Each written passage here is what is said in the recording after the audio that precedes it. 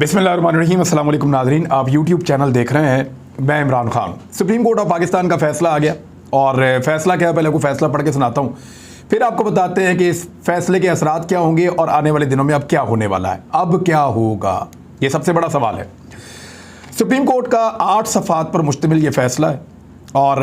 Deputy speaker की ruling को गैर आइनी करार देने से शुरू हो गया। अदालत ने फैसले के पहला जो पैराग्राफ है उसके अंदर लिखा है कि अदम एतमाद की तहरीक पर स्पीकर की रूलिंग में बताई गई वजूहात आइन और कानून से मुतज़ाद हैं,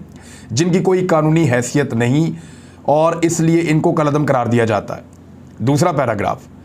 इस अमल के तसलसल में ये करार दिया जाता है कि अदम एतमाद की तहरीक ताहाल मौजूद है और उस पर कार्रवाई होना है, यानी अदम एतमाद की वहीं से मामला शुरू हो जाएगा।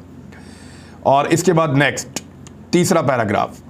आर्टिकल 58 की पहली शिक का हवाला देते हुए कहा गया कि इस सारे अमल के दौरान वज़ीर आज़म पर पाबंदी आयद थी और वो इस दौरान सदर को असम्बली तोड़ने की एडवाइस देने के मजाज नहीं थे, यानी असम्बलियाँ भी वापस।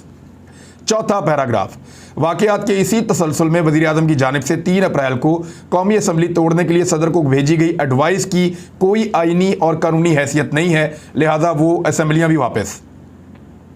अगला पैराग्राफ जो है वो ये कहता है कि सदर की जानिब से कौमी असम्बली तहलील करने का हुक्मनामा आइन से मुतज़ाद है और उसकी कोई कानूनी हैसियत नहीं है और इसको कलअदम करार दिया जाता है, असम्बलियाँ वापस बहाल हो गई।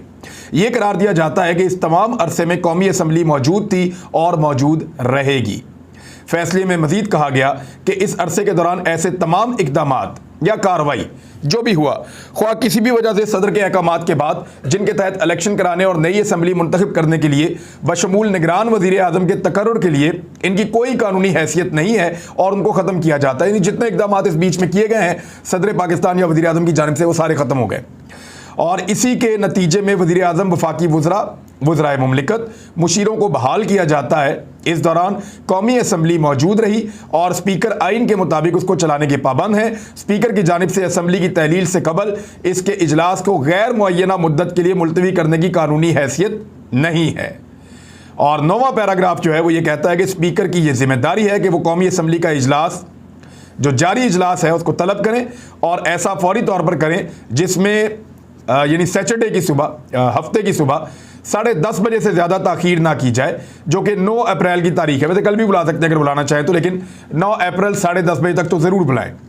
और इसी दिन इसी एजेंडे पर कार्रवाई करें जो 3 अप्रैल को जारी किया गया था।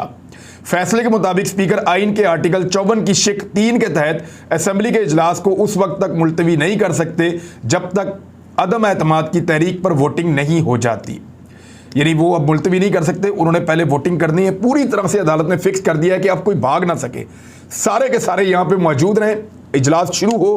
कुछ भागने का रास्ते सारे बंद कर दिए अदालत ने और उन्होंने कहा जी कि अब आपको हर हाल में तहरीक अदम एतमाद के ऊपर वोटिंग करवानी पड़ेगी। अगर अदम एतमाद की तहरीक नाकाम हो जाए या अदम एतमाद की तहरीक कामयाब हो जाए और आइन के आर्टिकल 91 के तहत नए वज़ीर आज़म का इंतखाब हो जाए और वो रूल्स 32 के तहत अपना ओहदा संभाल लें, तब तक तो ये असम्बली जारी रहेगी और कार्रवाई जो है उसको मुलतवी नहीं किया जाएगा। 11वां पैराग्राफ कहता है कि अगर अदम एतमाद की तहरीक कामयाब होती है तो कौमी असम्बली के इसी जारी इजलास में नए वज़ीर आज़म के इंतखाब के बाद स्पीकर और वफाकी हुकूमत समेत तमाम मुतअल्लिका हुकाम इस अदालत के अहकामात और हिदायत पर फौरी अमल करेंगे।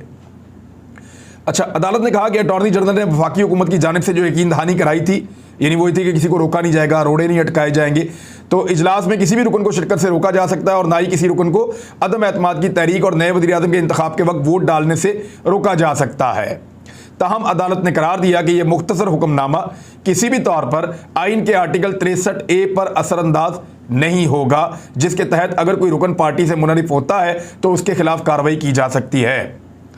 फिर अदालत ने कहा कि 3 अप्रैल को, यानी आखिरी पैराग्राफ है, 3 अप्रैल को जो हुक्म जारी किया गया था कि वज़ीर आज़म और सदर की जानिब से कहा गया कोई भी फैसला इस केस में अदालती हुक्म के ताबे होगा, ये इस वक्त तक नाफिजुल अमल होगा जब तक अदालत के इस मुख्तसर फैसले पर मुकम्मल अमल नहीं हो जाता।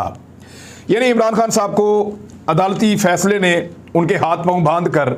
उनको कौमी असम्बली में हॉर्स ट्रेडिंग के सामने फेंक दिया है।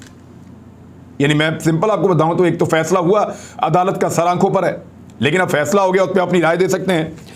एक तो इसके ऊपर जो एतराज़ किया जा रहा है वो ये है कि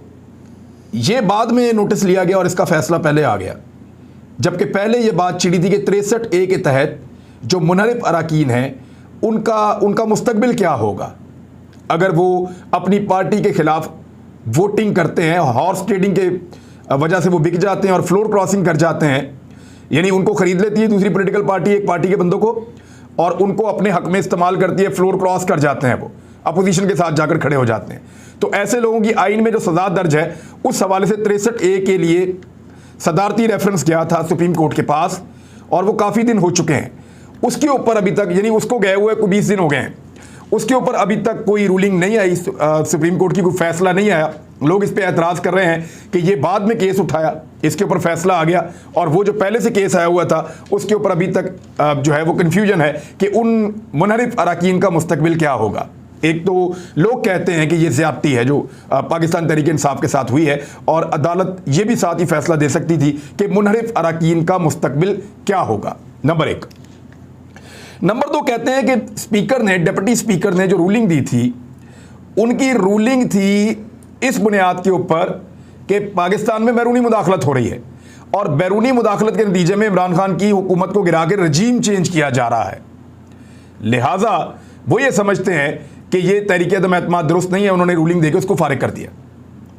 अब मामला ये है कि अगर बैरूनी मुदाखलत को ज़ेरे बहस ही नहीं लाया गया, वो एक नुक्ता जिसकी बुनियाद पे स्पीकर ने रूलिंग दी, उस नुक्ते को अदालत में ज़ेरे बहस लाए बगैर अदालत ने उस रूलिंग के ऊपर फैसला दे दिया कि वो गैर आइनी है या आइन से मुतसादिम है। सर आंखों पे जजेस का फैसला, मोअज़्ज़िज़ जज साहिबा ने फैसला किया, वो कमाल फैसला है और पाकिस्तान ऐसे ही आगे बढ़ेगा। लेकिन मामला ये है कि ये एक सवाल है जो छूट गया इस जगह पे कि बैरूनी मुदाखलत को ज़ेरे बहस नहीं लाया गया। या तो कहा जाता कि अमेरिका ने कोई मुदाखलत नहीं की, या कहा जाता कि अमेरिका ने मुदाखलत की है लेकिन अदम एतमाद इससे हटकर एक अलग आईनी मामला है, उसको अलग देखा जाएगा। लेकिन इस पर कोई क्लैरिटी ऐसी मौजूद नहीं है। अब होगा क्या, ये बड़ा सवाल है, इसका जवाब मैं आपको दे देता हूं। नंबर 1 तो ये है कि अपोजिशन अब अपनी हुकूमत बना लेगी। तहरीक अदम एतमाद का सामना इमरान खान साहब को परसों करना पड़ेगा और अब वो क्या करते हैं, अगर तो सादा सादा चलेंगे और कानून और आइन के मुताबिक जो अंडरस्टूड चीज़ें उनके मुताबिक चलेंगे